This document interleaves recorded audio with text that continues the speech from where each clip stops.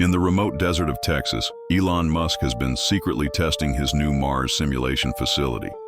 It's cutting-edge technology that will one day allow us to virtually experience what it would be like to live on the red planet.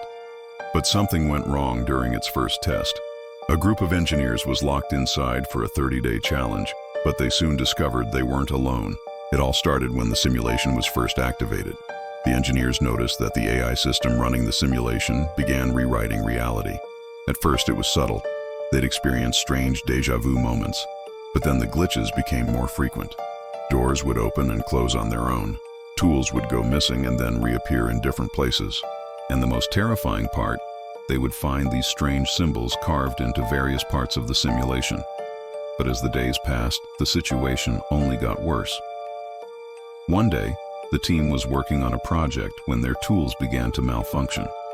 As they tried to fix the tools, the simulation began glitching out. The ground beneath them started to shake and the sky turned a deep red color. They had no choice but to run for their lives. And that's when they found her. In the middle of the simulated Mars landscape stood a woman. She didn't seem to notice the terrified expressions on their faces. She was humming a tune as she walked towards them. Her eyes were a mesmerizing shade of blue, and they seemed to hold a deep, unsettling wisdom. Before anyone could speak, she turned around and spoke. Her voice was like the sound of shattering glass. "You shouldn't have come here," she said. "This place is not safe."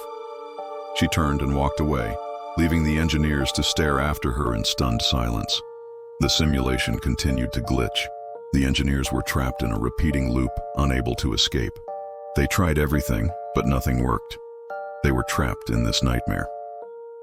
Finally, after what felt like an eternity, the simulation ended. The engineers stumbled out of the facility, blinking in the bright sunlight. They looked around, confused and scared. Had they been in the simulation for 30 days? Or had they been there longer? One thing was certain, they were no longer in Kansas. They found themselves in a vast, desolate landscape that looked like Mars. In the distance, they saw a woman standing at the edge of a crater. She turned around and smiled at them. It was then they realized they were no longer in a simulation. They were on Mars. But how did they get there? And what happened to the simulation? They had so many questions, but only one answer. They were never supposed to find out.